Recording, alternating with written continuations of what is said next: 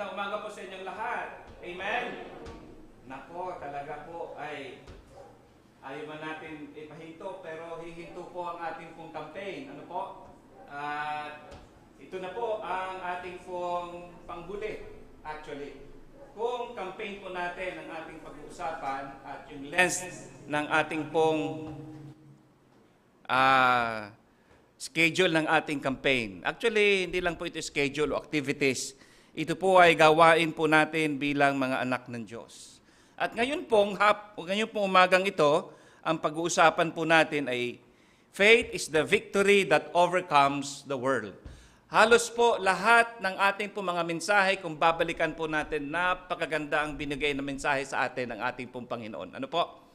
At lahat po ito ay pwede ho nating balik-balikan, pakinggan, nang sa gayon mga kapatid, yun pong ating tema, faith at work, ay talagang lubusan kumilos po sa bawat isa sa atin. Faith at work. Nung una ay ating pong pinag-aralan patungkol kay Noah, faith brings obedience. Faith, Abraham naman, faith enables sacrifice. Kay Joseph, faith gives endurance. Kay Moses, last week, napakaganda ng mga mensahe pong ipinagkaloob sa atin ng ating pong Panginoon. Kung kaya, sa pamamagitan po ng pakikinig at pakikinig ng salita ng Diyos, ay hindi pwedeng hindi lumago ang ating pong pananampalataya. Ika nga kay Moses, faith yields courage, mga kapatid. At ngayon po, ang aking topic, faith is the victory that overcomes the world. Now, isang verse lang po ang aking babasahin sa text natin po ngayon sa 1 John chapter 5, na binasa po ito kanina. Ano po? At pagkatapos ito ay mananalangin ho tayo at tuloy-tuloy na po tayo niyan. I-analyze po natin itong verse na ito. 1 John chapter 5 verse 4. Tayo nga po lahat tumayo at basahin po natin itong nang sabay-sabay. Ito po ang pinaka main text po natin. Although marami tayong mga verses ng ating pong pag-aaralan, pero ito po yung pinaka paghihimay-himayin ho natin kung bakit ganito ang pagkasabi ng ating pong Panginoon. 1 John chapter 5 verse 4, okay? At ang sabi ho dyan, basahin natin sabay-sabay. Ready? Go! For whatsoever is born of God overcometh the world. And this is the victory that overcometh the world, even our faith. Napakaganda, di ba? Maraming salamat po, aming Panginoon.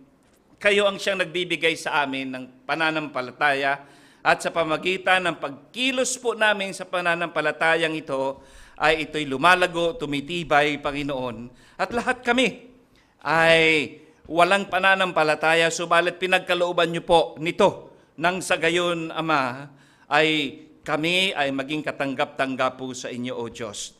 Pagpalain niyo po, Banal na Espiritu, ang mga verses na aming pong pag-aaralan. Kayo po ang magbigay karunungan sa bawat isa, maging sa mga bata, maging sa mga kabataan, Panginoon, at sa lahat sa amin, O Diyos. Dahil kayo lamang ang siyang nagbibigay ng kaunawaan sa mga ito.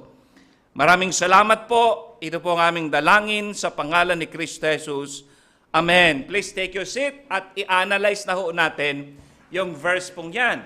Now, kaugnay po sa ating pong tinatawag na method natin, SOAP. Scripture, ano po? Ano sunod? Observation, ano po? Ano sunod doon? Application and prayer. Yun po yung SOAP method ho natin, na siyang ginagawa ho natin ng devotion. Kaya ganyan din po, yan pong verse na yan, mga kapatid, of course, yan ang text natin, yan ang scripture natin. I-observe, tanungin natin, ang verse na yan, nang sa gayon ay ating pong maunawaan. Kaya ang unang tanong dyan, mga kapatid, whosoever is born of God. Yun po. Of course, born of God. Ano bang ibig sabihin ng born of God? And bukod dyan, whosoever is born of God. Sino daw po yung mga ipinanganak ng Diyos? Kayo po, pinanganak ng nanay nyo. Pinanganak ko ng nanay ko. Ang iba sa atin rito, pinanganak ng ibang nanay. Ano ho? Well, hindi naman tatay ang nanganganay. Pero tayo po ay ipinanganak. Lahat tayo Pero ang sinasabi ng banal na kasulatan, kakaiba. Tingnan niyo po. Whosoever is born of God. Kaya ang tanong, kayo po ba'y ipinanganak ng Diyos? Okay? Pinanganak ako ng nanay ko, pero pinanganak ka ba ng Diyos? Pinanganak ka ng nanay mo. Pero ang tanong, pinanganak ka ba ng Diyos? Kaya ang tanong, sino-sino ang mga ipinanganak ng Diyos? Yan po ang tanong dyan. Ganun ang dapat na tanong upang ating pumaunawaan ang sinasabi ng banal na kasulatan. Sino-sino po ba ang mga ipinanganak ng Diyos? Okay? At yan po, verse 4 po yan, siyempre, basahin natin yung verse 1 para ating maunawaan. Kasi yan mismo, hindi magbibigay sa atin ng kaunawaan hanggat hindi ho natin i-observe, aralin, basahin, at himay-himayin, gutay-gutayin, ika nga. No? Verse 1, tingnan niyo po sa verse 1. Sabi rito, sa 1 John chapter 5, verse 1, whosoever believeth that Jesus is the Christ is born of God. So una mga kapatid, analyze Analyze po ninyo. Observe na sinasabi ng banal na kasulatan. Whosoever believeth that Jesus is the Christ, yun pala. Ang sino man pong sumampalataya kay Kristo Jesus. Ano po? Yan ang una. Malinaw ho yan. Mga tumanggap kay Kristo Jesus. Now, ang ibang ibig sabihin ng born of God ay born again. Marami yung hindi naniniwala na sila'y born again. Maraming hindi naunawaan at hindi na masabi na sila'y born again. Kasi nga, yung salita mismong born again, kahit nga si Nicodemus, yung high priest, hindi niya maunawaan nung siya'y tinanong ng ating pong Panginoon Jesus. Kaya ang sagot ni Nicodemus, paano ba ako? Abay, senior citizen na ako, paano pa ba ako ipapanganak muli? Ibabalik ba ako sa sinapupunan ng aking magulang at ipanganak muli? Yan ang sinabi ni Nicodemus na isang doctorate degree nung panahon ng ating pong Panginoon sa relihiyon. Ano ho? Kung kaya, ang sabi, para maunawaan ng lahat, ang isang born of God ay, sabi rito, believeth that Jesus is the Christ. Sumasampalataya kay Kristo, tumanggap kay Kristo, nagsisi ng kanyang kasalanan. Si Kristo ang kanyang pinagkatiwalaan. Mga ligtas. No? Tayo, simple na lang yan sa ating kaalaman na yan, mga kapatid. Pero ang gusto kong makita ho ninyo ay kung paano ina-analyze at pinapaliwanag sa atin ng banal na kasulatan. So yan ang una. Pangalawa, sabi rito, and everyone that loveth him that begot. Everyone that loveth him that begot. Sino ba yung everyone that loveth him that begot? No? Abay, patungkol kay Kristo Jesus. Sino tinatawag na bigat? Yung Ama. Kaya ang sino man po umiibig sa Ama, bukod sa sumampalataya kay Jesus, yung umiibig sa Ama, ano ho? Sa God the Father, pagkatapos ang sabi diyan, Him also that begotten of Him, yung umiibig sa anak. So, yan ang po ang pangalawa. No? Sila daw po ang mga born of God. Yung mga umiibig sa Ama, yung mga umiibig sa anak, okay? Sa God the Father, sa God the Son, yun po ang born of God. Now, ano pang sabi sa verse 2? Sabi sa next verse, by this we know that we love the children of God. Sino-sino ba itong mga born of God? Ang pangatlo, yung umiibig sa mga kapatiran, the brethren. Yun po, napakalinaw. Ano ho, sila ang tinutukoy na born of God. Kasi meron silang pag-ibig sa kapatiran, sa brethren, sa children of God. At ang pang-apat, mga kapatid, nandyan din. Sino-sino itong mga born of God? Ang pang-apat, yung mga nagkikip ng kanyang kautusan. Yung sumusunod sa salita ng Diyos. Yung sumasampalataya, nananalig sa salita ng Diyos, mga kapatid. At ito po ang salita ng Diyos. Living Word, si Kristo ang salita ng Diyos. Iyon ho ang sinasabi ng banal na kasulatan sa atin. Apat, mga kapatid, tandaan niyo po yan. Sila ang mga born of God. Kaya ang tanong, born of God ka ba? Born again ka ba? Kasi mayroon pa apat na sinasabi rito ang ating pong Panginoon. Sila yung mga tumanggap kay Kristo, sila yung mga nagsisi ng kanilang mga kasalanan, sila yung mga umiibig sa Ama, umiibig sa anak. Alam niyo po, pag ikaw umiibig sa isang magulang, umiibig sa alam niyo, anak niyo po umiibig sa inyo, hindi kanya bibigyan ng sama ng loob, no? Pag iniibig ka po, iniibig niyo ang nanay mo, susundin mo 'yan. Ano ho? Tama ba? Pag sinabi mo, iniibig ko si nanay, iniibig ko si tatay, kung ano ang ayaw ni nanay, kung ano ang ayaw ni tatay, hindi mo gagawin. Kasi nga iniibig mo 'yan. Yun pong ibig sabihin niyan. Okay? Simple, mga kapatid. Now, ano sabi po sa verse 3? For this is the love of God, that we keep His commandments, and His commandments is not grievous. Hindi naman mahirap ang utos ng Panginoon. Mahirap po ba ang utos ng Panginoon? Paano magiging mahirap? Nandyan ang banal na Espiritu. Sa atin. Sa iba, hirap na hirap sumunod yan. Bakit? Walang banal na Espiritu sa kanilang puso. At ang kanyang hindi pahirap ang utos ng Panginoon. Tandaan niyo po yan. Hindi tayo pinahihirapan pag sinusunod natin ang ating mga magulang. Ganon din po sa ating pong Panginoon. Kung kaya sabi sa verse 4, for whosoever, tuloy natin ha, for whosoever is born of God, okay, tapos na tayo doon. Naipaliwanag na natin yun. Pero may sunod pa, overcometh the world. Mga kapatid, whosoever is born of God, overcometh the world. Alam nyo, ito pong observation na yan, ay yan ang palaging gusto natin gawin ng ating pong mga host at participants. At ito ang ating, sabi ko nga sa inyo, ganun din po kami pag nag-aral na ba nakasulatan, ino-observe, pinabasa, tinitingnan lang. Tapos sa kanyan, magkakaroon ng buong katotohanan sa ating isipan. Whosoever is born of God overcometh the world. Abay, isa ba? Mga kapatid, ano ba itong the world na ito? Yung una, sino-sino ba itong mga born of God? Pangalawa, ano itong the world? No? Well, of course, dyan din po sa banal na kasulatan, sa 2 John chapter 2 verse 15, abay, ipiniliwanag rito kung ano ang definition ng world. Ano ha? Kasi sabi dyan, they overcomes the world. So, 2 John chapter 2 verse 15. Ano sabi ng banal na kasulatan? Sa Bible po ninyo. No? Nandiyan naman ang ating pong banal na kasulatan. Iba-iba pag meron sa cellphone, meron sa lahat. Okay? 2 John chapter 2 verse 15. Sabi ng banal na kasulatan.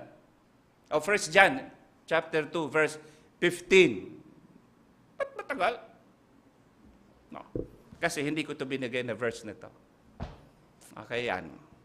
So, sundan niyo lang po ako. May mga verses ako hindi binigay sa inyo.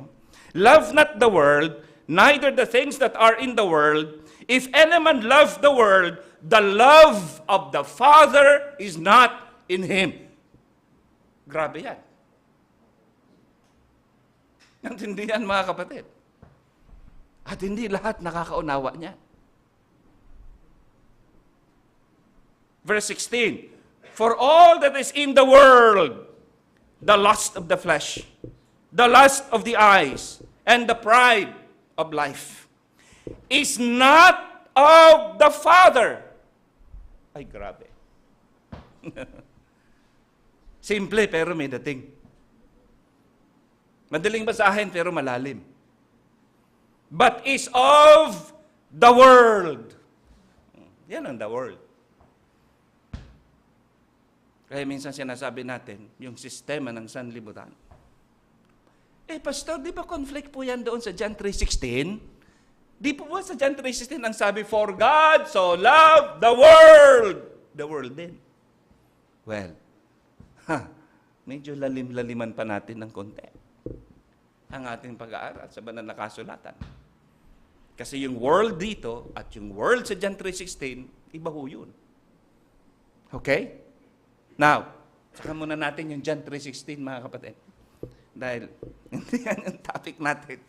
Ang tinutukoy itong the world ay yung world system. yung sistema ng sanlibutan. Dahil ang sistema ng sanlibutan, ito sinabi, the lust of the flesh, sistema ho yan ng sanlibutan. The lust of the eyes, sistema ho yan ng sanlibutan. And the pride of life, sistema ng sanlibutan. At ang mga ito ay hindi sa Ama. At ito ay sa mundo. Kamunduhan, kung sa Tagalog natin, mga kapatid. Now, James chapter 4, verse 4, sabi ho ng banal na kasulatan, ye adulterers and adulteresses, know ye not that the friendship of the world is enmity with God? Question mark. Pag friendship against enmity, ay matindi ho yun. Pag friendship, hindi po. Enemy pala. Pag enemy at enmity, ibang-iba yun. No? Pag enemy, parang kaaway lang. Pero pag enmity, pag enmity ang ginamit, ito po ay mortal na kaaway. Yun ho yun. Kaya ang sabi rito, hindi nyo ba alam na ang pakikipagkaibigan sa sanlibutan, ito ay mortal na kaaway sa Diyos? Antindi niyan. Okay, mga kapatid. Now, whosoever, therefore, will be a friend of the world is enemy of God. Antindi, di ba? No? In-emphasize ko lang po, mga kapatid. Hindi naman ako galit, Chin. Okay? Binibigyan ko lang ng diin kasi mabigat. Tama po? Mabigat. Kasi mas may mabigat pa dyan. Yung ating pananampalataya. Tingnan nyo, balikan po natin yung verse natin kanina na sinasabi ho natin ng Panginoon dito sa verse 4. 1 John chapter 5, verse 4. Ay, hindi pa pala. O yan, tama. Tima? Whosoever is born of God, okay, tapos na tayo dyan, overcometh the world. No? Mapagtatagumpayan ang mundo. Mapagtatagumpayan ang lust of the flesh. Mapagtatagumpayan ang lust of the eyes. Mapagtatagumpayan ang pride of life. Mapagtatagumpayan ito. Yan ang pangako ng Panginoon. At ang sabi, pangatlo, tingnan nyo dyan.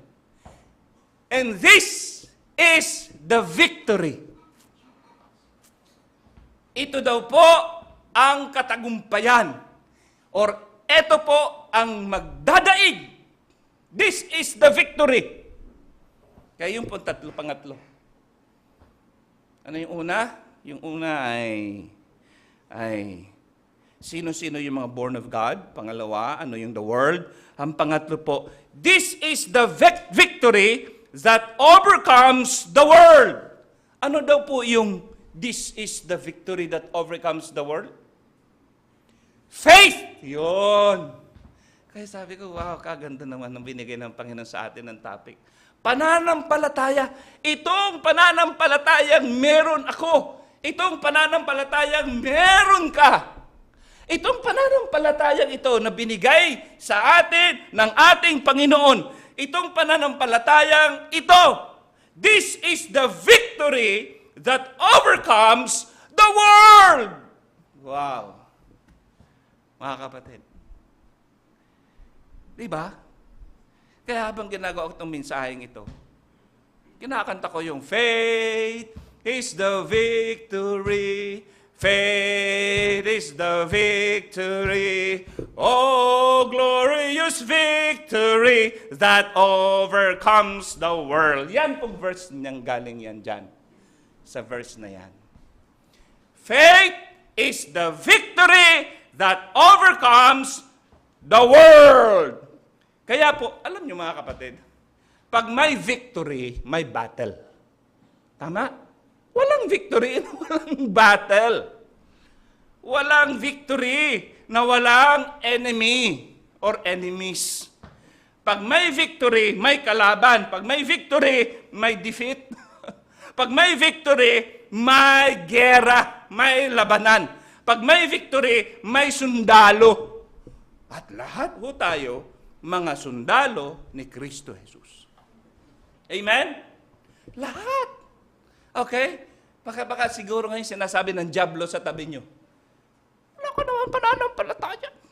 Ang liit lang naman ang pananampalataya mo. Ngayon ka nga lang nag-attend sa buong camping. Pwedeng ganun, ho? Ano, ho? Wala ka naman pananampalataya. Di ba nahiya ka na next week, di ka na mag-attend eh.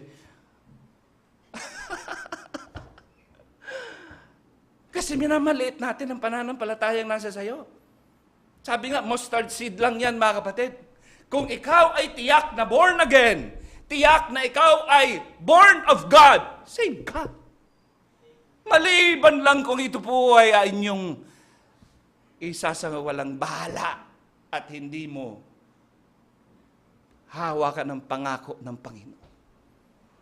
Dahil pag sinabi mong ikaw ay born again, mga kapatid, ibig sabihin, merong kang Espiritu ng Diyos sa buhay mo. Merong kang divine nature sa buhay mo. Kaya dalawa ang nature natin. Dalawa ang kalikasan. Ikaw at ako, una, likas na makasalanan. Pero since tayo po ay born again, ikaw ay ako, at ako may pangalawa. Merong likas na kabanalan. Kaya po, ang pananampalataya iba-iba. May mahina, may malakas, may grabing lakas, no? Meron naman patay na pananampalataya. Pero pananampalataya pa rin. Dormant lang. Kailangan lang buhayin. Kailangan lang gisingin. Kasi ang tunay na pananampalataya at meron ka pananampalataya, hindi na ho yan mawawala sa iyo. Binigay na ho yan ng Panginoon sa inyong pananampalataya pong yan. Ano ho? Kung kaya, pag meron kang pananampalataya, meron kang giyera. Lalaban ka, yung binanggit nga. May labanan ka, yung binanggit nga kanina. Na ang sabi, maghihirap. Yan ang ibig sabihin. May persecution kasi. No? Dahil meron kang pananampalataya. Galit ang dyablo sa'yo. No? Isusubo sa iyo ng dyablo ang sanlibutan. Isusubo sa iyo ng dyablo ang tinang ng ginto ng sanlibutan. Isusubo sa iyo ng dyablo ang lahat. Hindi ka lang maging tapat sa Panginoon. Okay? Kung kaya, iwanan na natin yan, mga kapatid. Meron pa isang verse, yung verse 5. Nabasahin na rin natin yung verse 5. Next verse dyan. John chapter 5, verse 5. Okay? Ano sabi na sa verse 5? Who is he that overcometh the world? Sino? Who is he that overcometh the world? But he that believeth that Jesus is the Son of God. Sila yun. Sino sila? Tayo. Alam niyo po bang iba ang pananampalataya mo sa pananampalataya ng iba?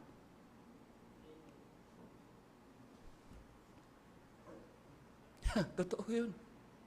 Iba ang pananampalataya mo. Okay? Sabi ko nga, malayo ko sinasabi, punta ka niya sa palengke, mga kapatid, magtanong ka sa kanya pag namatay ka ba sa langit ka tutungo? Ilan kayang sasabing, oo. O di iba pananampalataya niya, ba't ikaw ganyan ang sagot mo? Ba't may ganyan kang klaseng tugon? Pananampalataya. Okay? So, sige. Now, punta na tayo sa, yan ang introduction. Punta na tayo doon sa chapter 11 kasi dito tayo nagbigay ng diin. Hebrews chapter 11, mga kapatid. Ito yung tinatawag na heroes of faith. Ano ho? Hall of faith, mga bayani ng pananampalataya. Okay? So, dito natin kinuha yung mga verses natin. Hebrews chapter 11, verse 1, simulan po natin doon. Hebrews 11, verse 1. Alam niyo po, dito sa unang mga talata ng Hebrews 11, mga kapatid, makikita ho natin dyan ang tatlong prinsipyo ng pananampalataya. The three principle of faith. At napakahalaga. No? Mahalagang prinsipyo po ito ng pananampalataya. Now, okay? Simulan natin doon sa una, mga kapatid. Ito yung unang prinsipyo. Unang prinsipyo, faith must be the faith at work. Yan ang ating tema. Diba? Faith must be the faith at work of things seen and of things not seen. Iyan ang una. Sa lahat na bagay, ano ba yung mga lahat na bagay?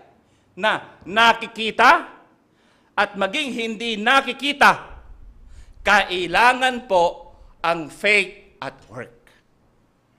Amen? Kailangan ng pananampalataya. Kaya sabi diyan, now faith is a substance of things hoped for, mga bagay na nakikita. The evidence of things not seen, dalawang bagay. Kaya, nakikita mo man yan, o hindi mo nakikita, dapat merong kaagapay ng pananampalataya.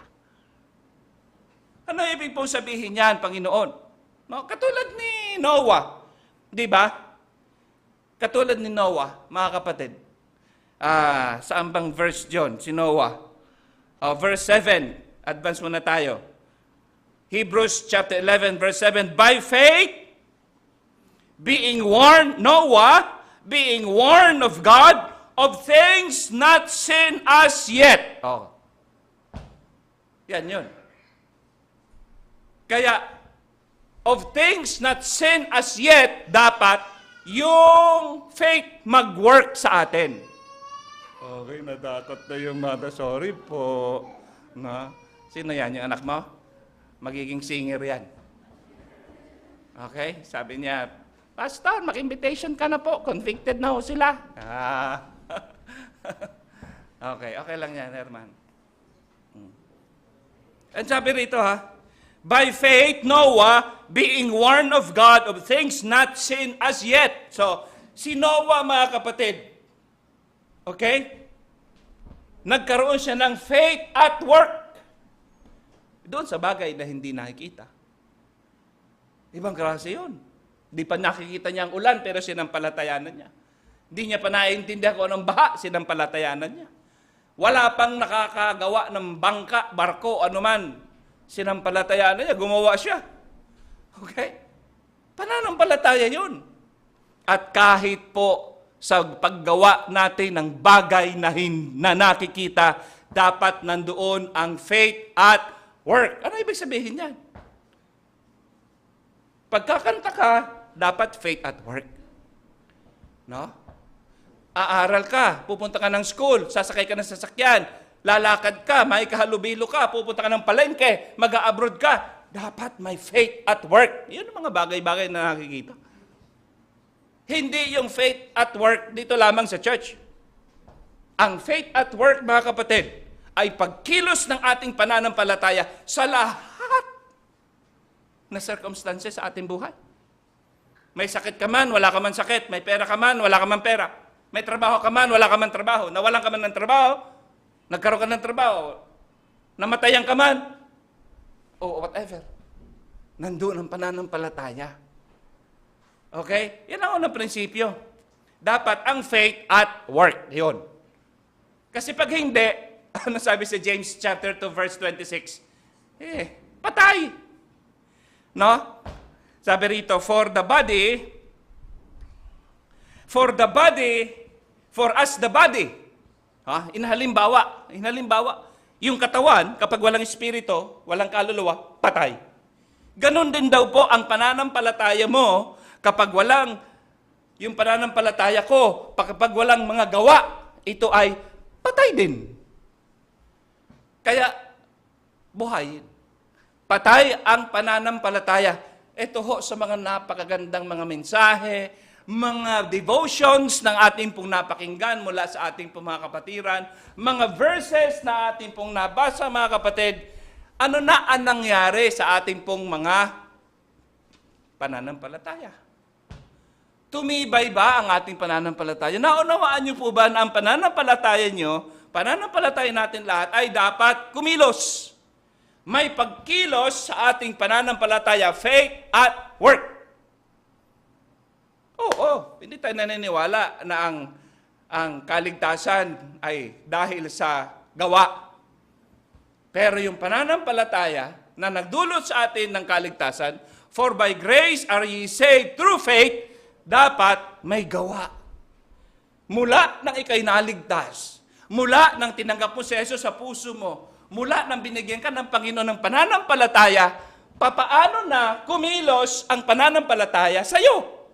Dapat merong faith at work.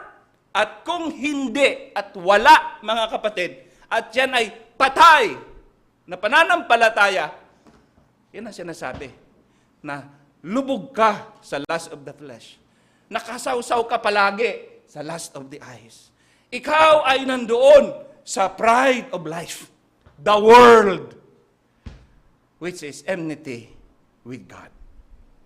So yan ang una. Kaya ang faith must be the faith at work. Pangalawa, prinsipyo ng pananampalataya. Pangalawa, sabi sa Hebrews 11 verse 6, pangalawang prinsipyo, for without faith, it is impossible to please God. Kaya kahit pagbili ng ulam, pananampalataya. Panginoon, sasakay po ako sa sasakyan. Bigyan mo naman po ako magandang, para hindi na ako pananampalataya. Panginoon, ang hirap naman mamili nito. Tulungan niyo po naman ako para makauwi naman ako agad. Pananampalataya. For without faith, it is impossible to please God. Panginoon, mga anak na po, ang misis ko.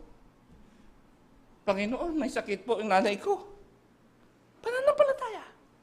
Panginoon, magta-travel po kami. Pananampalataya. Kahit may pamasahe ka, at marami kang pera, at wala kang problema, kung saan man, pananampalataya.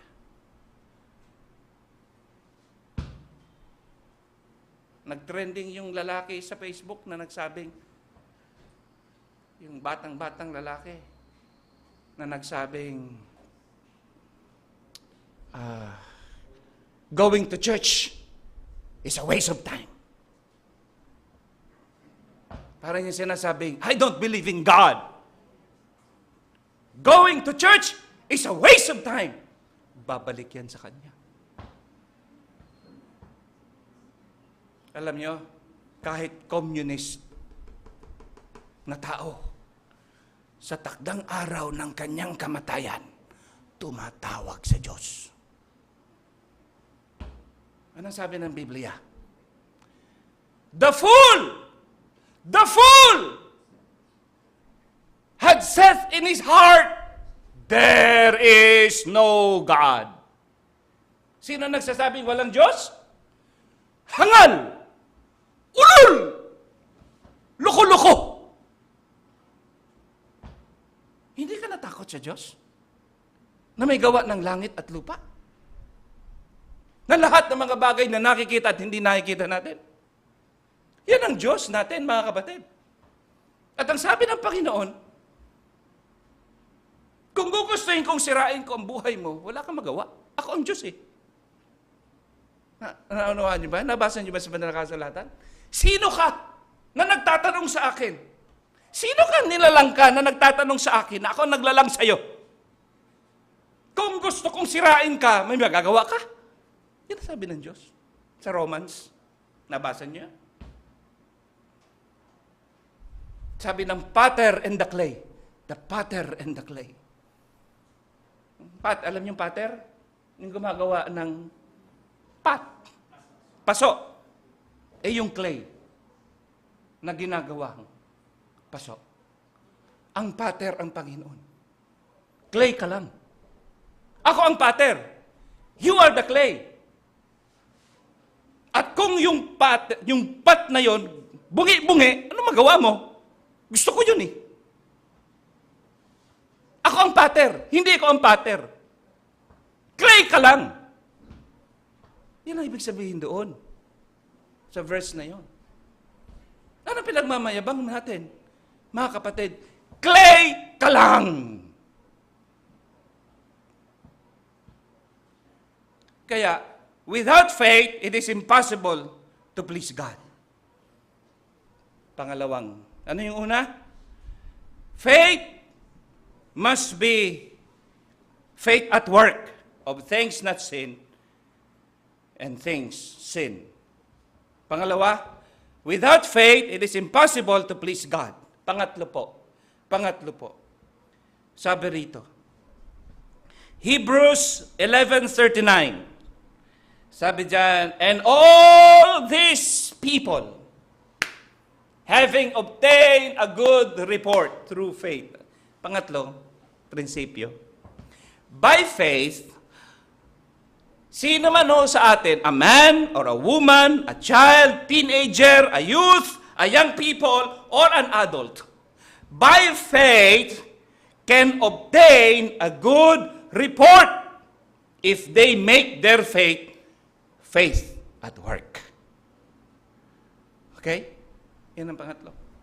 Kasi sabi dyan, sino man ho sa atin, hindi dahil sa bata lang po ako, hindi sa wala pa po akong trabaho, hindi dahil sa mahirap lang po kami, hindi dahil sa wala kang pinag-aralan, hindi ho yun ang batayan. No? Ano ma status niyo po sa buhay? Ang pinag-uusapan rito, pag ikaw ay mayroong pananampalataya, by faith, sino ka man, by faith, you can obtain a good testimony, a good report. If you make your faith at work. May kwento ka ng iyong pananampalataya. Ang kwento ng pananampalataya mo, hindi lang ikaw dahil matanda na. Kahit ikay, bata man kami ay pakinggan, la la la la la la la. May pananampalataya ho yan na hindi natin pwedeng tawaran. Basta ang pananampalataya, kumilos. Hindi ang pananampalataya pang young people lamang. Hindi ang pananampalataya pang walang pera lamang. Hindi ang pananampalataya pang walang trabaho lamang. Kahit anong status ng buhay natin. Okay? Kaya nga, ito pong title natin, Faith is the victory that overcomes the world. Okay? Kaya dito ho, binanggit yung verse 2. Simulan natin. Hebrews 11 verse 2. Dito na, inisa-isa. Yung kapangyarihan ng pananampalataya, for by it the elders, nagbigay ng report, nagbigay ng kwento. Ito ang nangyari sa mga nakakatanda, sa mga Old Testament. At tayo rin po, meron tayong, hindi man nakasulat sa banal na kasulatan, ang kwento ng pananampalataya mo, merong report ang Panginoon sa iyo. Iligtas ka eh. Okay? Bilisan natin. Hebrews chapter 11 verse 4. By faith, Abel offered unto God a more excellent sacrifice than Cain. By faith. Verse 5. By faith, Enoch. May kwento si Enoch sa buhay niya. Verse 7. By faith, Noah. May kwento si Noah. At iba-ibang sitwasyon pong ito. Hindi natin pwedeng sabihin na, ay sila kasi si Noah, ay sila kasi si Enoch, ay sila kasi si... Hindi ho. Dahil sa panahon ho natin ngayon, kumikilos ang pananampalataya sa atin. Dahil ang Diyos nila noon ay siyang Diyos din ho natin ngayon. Amen? Verse 8, by faith, Abraham. Para sabi natin kaya yung katulad ginawa ni Abraham. Sabi, sino bang mag-aalay sa anak? Iaalay mo yan, Herman, anak mo? Di, ikulong ka niyan. Hindi yon ang sitwasyon natin ngayon. Sitwasyon nila yan doon. Pero may kanya-kanya tayong sitwasyon na gagamitan natin ng faith at work. Sa trabaho, ginagamitan ba natin ng faith at work? Naglilihian misis mo, ginagamitan ba natin ng faith at work? May transaksyon ka sa iyong opisina, ginagamitan ba natin ng faith at work? Mag-aaral ka ngayon, ginagamitan ba natin ng faith at work? Wala kang pera ngayon, may pera ka ngayon, o anuman. Anuman sitwasyon mga kapatid, may kanya-kanya tayong kwento ng ating pananampalataya. Hindi man natin marinig lahat yan. Pero may good report ang Panginoon sa iyo. verse 13. All died in faith. Lahat. At lahat din tayo, Brother Jojo, mamamatay. At magbilang kundi pa darating ang Panginoon for 100 years. Kuya Harold, hindi na tayo kilala ng mga next generation natin, Oscar. Naunawaan nyo? Hindi ka nakilala. Hindi ko nakilala lolo ko, na lolo ng lolo ko. Yung lolo ng lolo ko, ng lolo ko, ng lolo ko, ng lolo ko, ng lolo ko. Hindi na natin sila kilala, mga kapatid. Pero kung sila may naligtas ng panahon ng Kastila, whatever, di natin alam. Kaya sabi ko nga, noong prayer meeting, may goodness din ang giyera. May plano ang Panginoon ba't sinakop ang Pilipinas ng mga Kastila for almost hundreds of years. Pagkatapos nga na ibinenta tayo ang Pilipinas sa Amerika sa ganitong klaseng halaga, may purpose. Dahil nung nabili tayo, binenta tayo ng Kastila sa Amerika, mga kapatid, nagpadala ng mga teachers na marunong mag-English, nagpadala ng mga teachers na may pananampalataya ang iba, nagpadala ang iba ng mga born again, kaya naglagay sila, mga Baptist, doon kayo sa Iloilo, mga Presbyterian, doon kayo kung saan-saan. Nakapasok ang gospel sa atin. Sabi natin, gera yun, nakakatakot ng gera. May purpose ang Panginoon. Bakit nangyari yun? Dahil para maligtas ka. Kung hindi nangyari, hindi tayo. Ang tagal ng kaligtasan natin. Hindi nyo nakikita yan? Kung nakikita nyo yan ng ganyan, na malawak, katulad ng pananaw ng Panginoon, sasabihin mo lang, by faith, haligtas ako. All died in faith. Namatay silang lahat, mga kapatid. Sabi ng banal na kasulatan. Okay? So, ano pa? Well, ano sabi rito? Meron pa itong sinabi. Dito may maganda pa rito sinabi ang Panginoon. Okay? Malapit na ako matapos. Okay. Asan yun? Ito. Hebrews, ito na lang. Sige, matapos na ako, malapit na. Verse 32 po. Verse 32. Okay? Dito na. What shall I say more? Ano pa ba? For the time would fail to tell me of Gideon, of Barak, of Samson, of Jephthah, of David, of Samuel, of the prophets. Bilis-bilisan ko na. Ano pa ba sasabihin ko? Sabi dyan, ako lang nakakakita, 2 oras na lang, 2 minuto na lang ako. Ano ba yan? Tama ba? 2 minuto? 1 minuto na lang. Pag dinagdagan ko pa salita kong ito, ano pa ba sasabihin ko? Sabi na wala na akong panahon isulat itong mga heroes of faith na ito. No? Wala na. Pero, wala na akong oras. Pero, madaliin natin, mga kapatid. Sabi sa verse 33, who through faith subdued kingdoms, wrought righteousness, obtained promises, stopped the mouths of lions. Yan ang sitwasyon nila sa kanilang buhay. At dahil sa pananampalataya, sila'y nagwagi sa lahat na laban sa kaharian. Kaya nakita natin, alam natin yan, namuhay sila ng matuwid. Nagkamit ng pangako ng Diyos, napaamo nila ang mga leon. May kanya-kanyang kwento tayo sa ating buhay, mga kapatid. May kwento ang pananampalataya mo kung ikikwento nyo lang.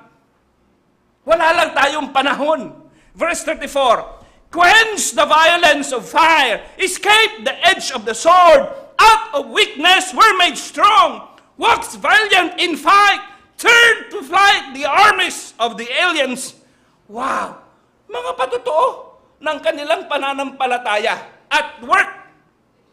Lahat sila, mga kapatid, napatay nila ang nag-aalab na apoy. Sipin nyo yan, by faith sila'y sinusunog. By faith, namatay yung apoy. Panahon nila yan. Okay? Iba naman sitwasyon natin, but still, we have to work by faith. Amen? Nakaligtas sila sa tiyak ng kamatayan. Sila'y nanghihina, ngunit binigyan ng lakas upang maging magiting. Bayang magiting. Bayang magiliw, di ba? Ano yan? Duyan ka ng magiting.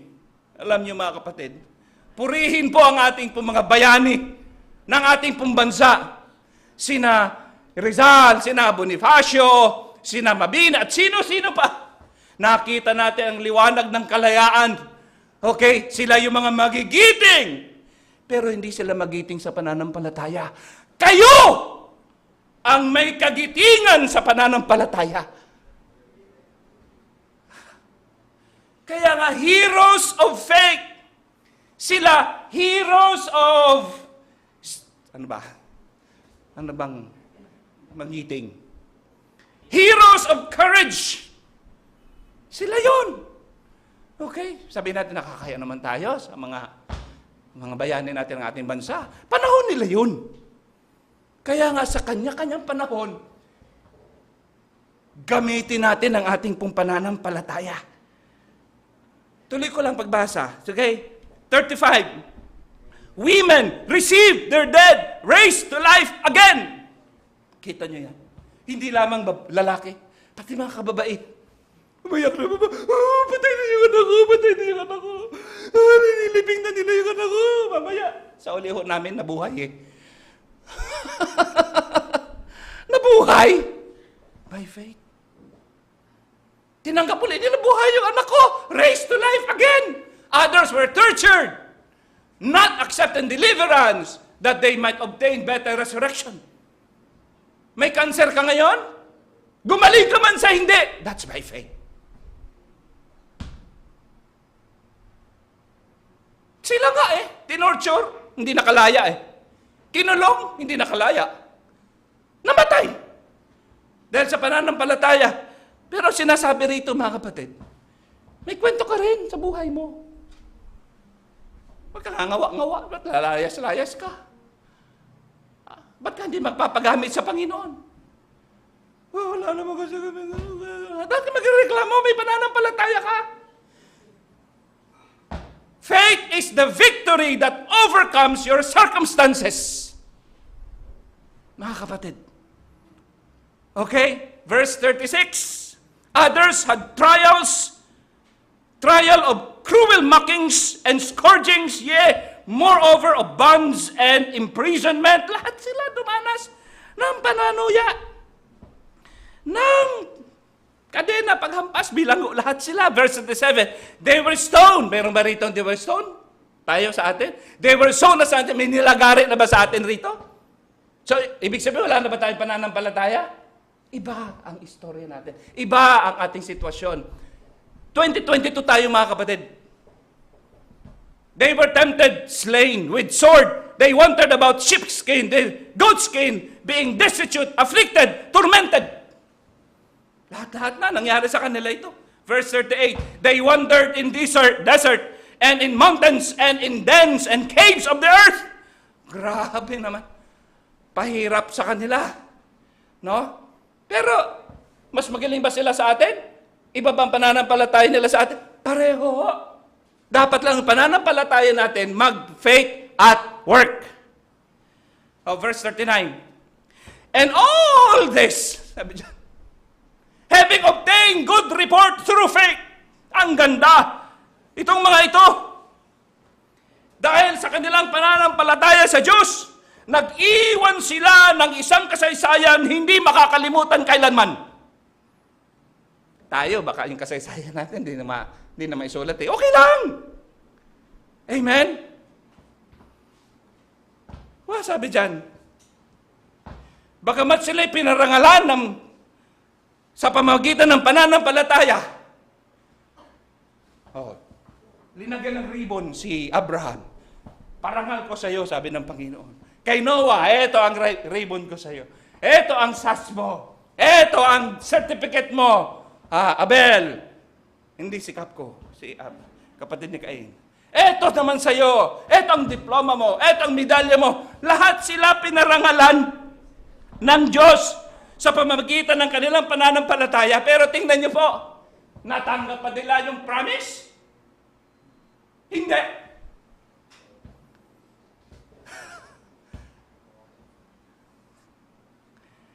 Kaya verse 40, last verse ng God, having provided some better things for you and me, that they, the Old Testament saints, without you and me, without us, should not be made perfect.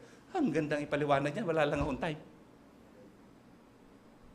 Pag sila lang pala at wala tayo, hindi sapat. Kailangan pala tayo nila para maging perfect. Well,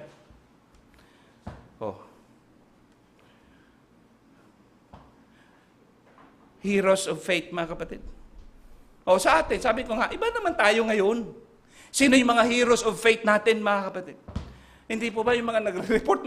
Alam niyo po kayo mga nagre-report? At yung mga wala pang report, mga heroes of faith yun. Sa istorya ng buhay natin, ilan ang host natin nung first week? 32. Ilan ang attendance? 130. Ilan ang participants? 98. 32 plus 9, 130. Ito mga heroes of faith ng ating pong faith at work. Nung week 2, ang host, 35. Ang participants, 118. Total, 153. Heroes of faith. Week 3, host, 33. Ang nag-Bible study. Ang mga nag-attend, 104. Plus sila, 137. Lahat. Yun po mga heroes of faith natin dito sa church. Okay?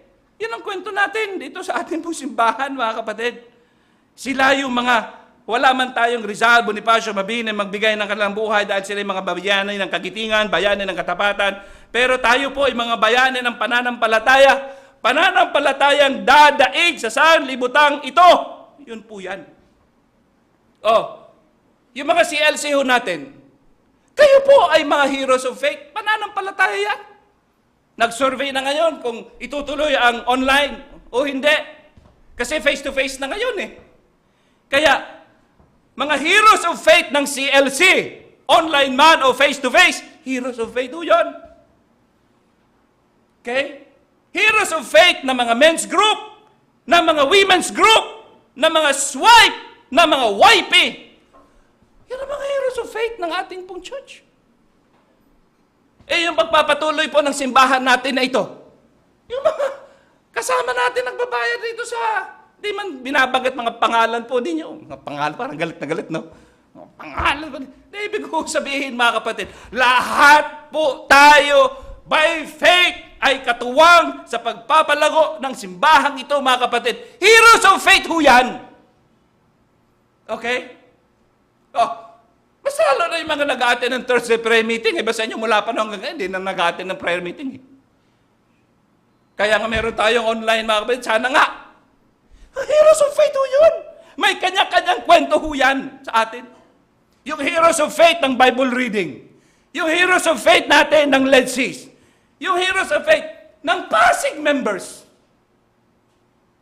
Hindi magpapatuloy ang gawain na ito kung walang mga heroes of faith ng endurance, heroes of faith ng obedience, heroes of faith ng sacrifice, heroes of faith ng courage. May ganon. Hindi man lahat. Pero may mga heroes of faith. Alof. Ang iba, nangihina sa alof na yan eh. 1,500. Ayaw nyo ang Panginoon mag-provide niyan? Pero yung faith mo nandoon, Panginoon, ikaw ang magbibigay ng 1,500 dito sa alof na ito. Kung negatibo ka sa alof, wala akong pera, wala akong sweldo, wala akong ganyan. Nakaganyan ka nga, nakaganito ka nga eh. Pananampalataya at work. Kailan na ba itong alof na ito? Sa Friday. Tama? Nagpa-register na ba kayo? Nagpaplano tayo ngayon. Ano kaya kung ang ating foundation day ay parang family Sunday? Lahat ng mga pamilya, parang alof. Wala pang desisyon ng mga ministry teams natin, pero nag-iisip tayo. Hindi ito yung kainan na formal, na nakabarong. Hindi! Doon tayo sa kung saan man. Laro tayo. Banggaan tayo. Basketball tayo. Hindi ba pwedeng ganun ang ating anniversary? No, I'll just... Diba? Tata family, o family ng ganito, plus family ng ganyan. Parang family. No? So, bahala na kung anong gawin ng Panginoon sa atin. Pero gusto nyo ba yung, doon tayo sa formal, gawa ulit tayo ng programa, awit-awit. Pwede naman. Gawa ng skit, pakantin ng mga bata. Little lights, little lights, little lights, little lights, little lights. Okay. Sunbeam, a sunbeam. Okay. So, pwede naman. Pero, pag-isipan natin, pag-usapan natin. Kaya sa Tuesday, meron tayong face-to-face meeting rito. Brainstorming tayo. Sa Tuesday, first fruit. Ang iba, first fruit, takot na takot sa first fruit. Ano gusto mo, ikulong ka? Lagariin ka o magbigay ka ng first fruit? Iba ang sitwasyon natin rito. Mga kapatid, ito ang sitwasyon natin ngayon. Bigayan ng first fruit, 2 weeks to go. Okay? Oh, yung iba, a month salary. Okay? Naranasan mo yung ibigay? Pastor, kalahati pa lang. O, didagdagan ng pananampalataya. Gawin 3/4 ang salary. Yung iba, buo na. Yung iba, nakapagbigay na, nakapagsubi na. Okay? O, ito na lang. O, application ito. Pakilabas nga yung commitment natin ito. Pakibay. Sino pang wala nito? Sinusubukan natin. Pakibagay po nito. Pakilabas kayong picture. Okay? Yan, dyan. Alam mo, nagbigay tayo ng ganito. By faith! Wala pa to eh.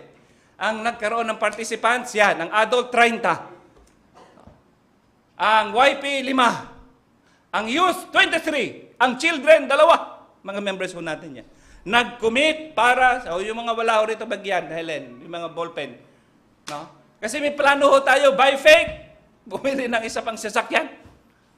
No? Ang adult, rough estimate, 16,300 a month ata yan. Tama. YP, 1,380. Pero yung youth, ang taas, 2,100. Mas mataas ba yung pananampalataya ng youth? Hello? Shout out po sa mga YP. Hindi, 5 lang po man naman yung pastor. Di wala pa. Kaya bigyan, taas ang kamay. Pakibigay po ito. Sa mga wala pa.